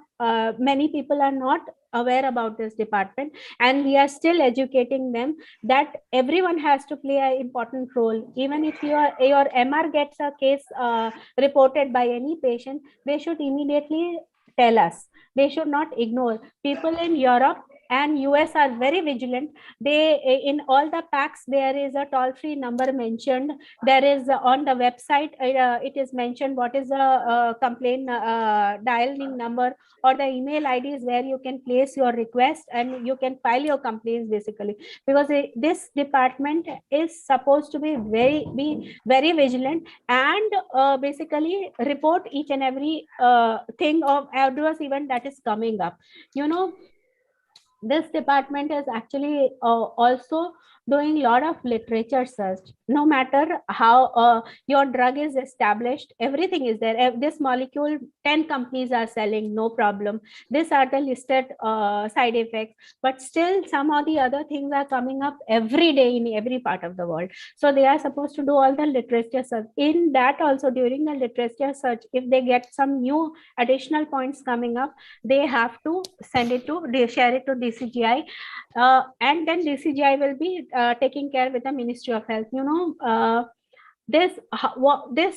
Basically, this department has to review the risk management plan. Basically, the RMPs. Basically, they have to be. This drug is safe to use, effective to use, is in their hand. If they don't portray the right picture, probably you are not very serious about the human health. So they have to be really cautious. And they, if ministry, many a times Ministry of Health is actually very vigilant in all these things. Ministry of Health also sometimes give a notification to the companies selling these molecules that look, this indication has come up, this is the health hazard that we are facing. Then it can, if prolonged usage is there, maybe it will hamper the human life, so you need to stop this manufacturing of this drug. Very recent example was of ranitidine, if you remember. That NDMA issue came up, and many of the countries banned this drug from importing, basically. And then companies had to prove that our NDMA limit is less, and then this is safe for human usage, basically. Because it was these health authorities were telling that prolonged usage of ranitidine can give you cancer as well. So this pharmacovigilance department has to be alert throughout the life cycle of the product. And if you are in pharmaceutical, very important. And they go hand in hand with regulatory team, because they are the people who are preparing the periodic safety update report, which is PSUR. They are preparing RMPs, which are the risk management plan, and they are also preparing the SPC, which is the specific product information, which is all part of the dossiers. And in Europe and US and countries like Malaysia, Thailand, and all, these RMPs, PSUR are mandatory part of dossiers. They have to be there in the dossiers, actually. Thank you so much, ma'am. That was really wonderful. The journey that you took us through regulatory and then into pharmacovigilance, indeed. Well, pharmacovigilance is very important as far as pharmaceutical selling is also concerned. Yeah. In fact, the 4 things which are very important is the victim, the patient who has experienced the adverse effect. Second is the reporter who is reporting it. It might be the physician or the pharmacist or maybe a lawyer. The third is the drug which may have caused that side effect. And the fourth is the adverse event itself, which has caused all this. So adverse events can be as mild as a headache. It might be a skin rash or a surge in blood pressure, but it could be something even more life-threatening. So these are things which need to be taken into account when we are keeping pharmacovigilance. And indeed, it is a duty for every pharmaceutical company to keep a strict vigil on pharmacovigilance. So now I will hand it over to Hitesh sir, because we have a plethora of questions which has been flooding in for both our speakers. So Hitesh sir, if you can take few of the questions as we have promised in the beginning of this session. Over to you, sir. Yeah, thank you very much, Arpan. And once again, congratulations to Shubhra. The kind of knowledge she has and the way she could explain in a so simple way, it was great. And from this forum today, I'm announcing that we will have a separate forum on international where Shubhra and few more people would be talking on regulatory. It was, means there are so many people who are writing about who are appreciating Shubhra's deliberation in YouTube and Facebook. Now, as far as the questions are concerned, I'm sitting somewhere in bushes in Uganda, and my other 2 devices were, one I was taking care with the YouTube, and other I was taking the Facebook, are not working now. So I'm sorry for the audience, but let me tell you, there are so many questions. What we will do, we will give the answers of those questions on YouTube or Facebook, but whatever I remember, which I would like to communicate, in fact, Shubhra's boss, Madam Smita Hole, is appreciating her a lot. But a word of caution to Smita, anybody can poach Shubhra now. So be cautious, be cautious. She is an asset. She was always an asset when we were working together. Apart from knowledge, the kind of attitude, the kind of team spirit she has, she will always be an asset for any company wherever she works. Then her old colleague, Mr. Subbu, who was in international in Shelley's, he is also appreciating a lot. And Mr. Atul Bhopale, who is the senior pharmaceuticals international pharma professional, he had few points which are very, very interesting. But unfortunately, my devices, the internet is not there in the other 2 devices, so I'm not able to take. There are a lot of questions from Mr. Rajgopala, which I would suggest to Madhumita as well as Shubhra to write in YouTube or Facebook so that the audience get their answer. There are many questions. In fact, this is one session where I am getting the maximum questions, but I'm my sincere apology to audience, because I'm in a place where my internet is so bad and I'm not able to get. I've seen those questions, but now internet has gone bad. So Shubhra, I must salute you. I must appreciate you. It was great. And Madhumita ji, your session was an eye-opening, because we know the startup, we know the challenges of a startup, but you being there and you being traveling that journey, when it comes from a person who is really experiencing, it makes a lot of difference. And I'm sure many viewers would now have courage to start their own ventures after listening to you. So it was a great session. Over to Arpan. Maybe before that, Rahil or Satwant may add any other point. I can just say that if I have to say the today's topic, combination of today's topic, if we can say that it is a beauty with brain. So the topic of Madhumita was for the beauty part of the pharmaceutical business, while that of the Supra's was the brain part of the pharmaceutical business. Very well taken by both the beauties and brains this topic, and thank you very much for that. I really enjoyed. Thank you. Yes. Thank Thank you. you so much. Thank you so much, Thank you so Madhumita and Shubhra, for the insights that you have given us on the startups, be it the domestic market or with coming to the regulatory, the role of the regulatory in the export market. I must tell you, today we had quite a broad insight. Today, you know what? In domestic, if we look at, or even if we international, we look at, it's not just the RX business. Today we have the other platforms, e-commerce or the digital platform, where Madhumita gave us a very good insight into how we can explore that possibility and how and why our startup can benefit from there. So thank you so much, Madhumita, for the insights that you have delivered and you've given us. And thank you so much, Shubhra, for giving us so much of detailed insight. I've learned so many new things from both the speakers today. And Shubhra, you have given us I think, very hand-holding details about how a startup can go about, registering their brands and going about exporting their products. What are the homework they have to do it before that? So thank you so much, both the speakers, Madhumita and Shubhra, for the insights. Yes, Hitesh. Yeah, before handing over to Arpan, I thank all the viewers from Facebook, LinkedIn, Instagram, as well as YouTube. We had a big number of viewers, and I'm seeing that many of our viewers are sending messages on my WhatsApp. So I'm requesting all of them, please don't send any message on WhatsApp. It's always better to put message either on YouTube or Facebook so that we can take, because when we are in platform, it is not practically possible to see so many devices.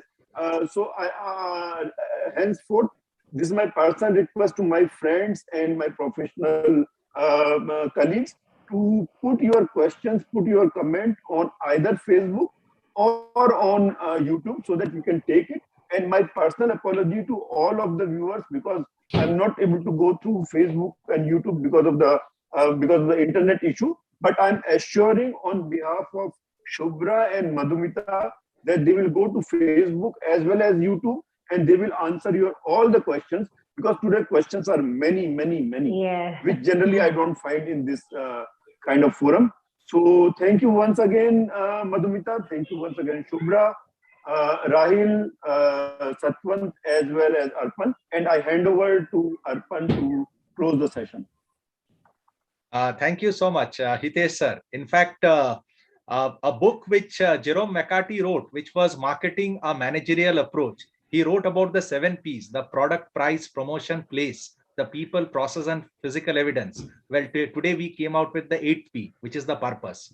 And that's exactly what we all do at LPC. We try to find out the purpose behind this journey. And absolutely, the wonderful women we had today on our session have smashed the glass ceiling, and they have towered in their position as a true leader in the pharmaceutical industry. In fact, talking about glass ceiling takes me back to a very small story, which I want to narrate. It's about a marine biologist who was conducting an experiment. He took a small shark and put it into a tank of water. And into that water, he let in some small fishes as a bait. And the moment the small fishes were put into the tank, the shark immediately attacked the small fishes and ate them up. Now, the second experiment which this marine biologist did, he put a glass sheet in between the tank to separate the small fishes and the shark. And again, he let in some small fishes. And the moment the shark saw this, he rushed. But the glass that was there stopped. The shark was trying quite a few times to do it, but then it gave up. It thought that it would never be able to cross that glass ceiling. After some time, the marine biologist lifted the glass ceiling that was there, or the partition, but the shark never tried any further because it thought that the glass ceiling is still there, which is going to jeopardize its efforts. Okay, so in life also, challenges are a part and parcel of our professional journey, and it's quite common for many of us to give up after a few setbacks or failures. This story is a reminder of the fact that what we consider as an end is actually a bend, and we will succeed if we do not know how to make a turn. Okay, so let us break this mental barrier that is preventing us from making another attempt. And it is always the second or the third attempt that takes us towards success. Because reading any success story of a person, it's not when he succeeded, but it is when he failed that he made another valiant start to try once again. So this is about LPC-93, a journey we started in May 2019, when this COVID pandemic was there. And we are almost going to touch 2 years. Lot of speakers have come to this platform and shared their knowledge, shared their learning, and which has made us the world's #1 knowledge sharing platform as far as pharmaceutical professionals are concerned. So before we leave, a small word of caution that we are all passing through this COVID pandemic. So we need to exercise COVID appropriate behavior of SMS, that is sanitizing, mask, and social distancing. And I can assure you all that we will soon win over this COVID pandemic.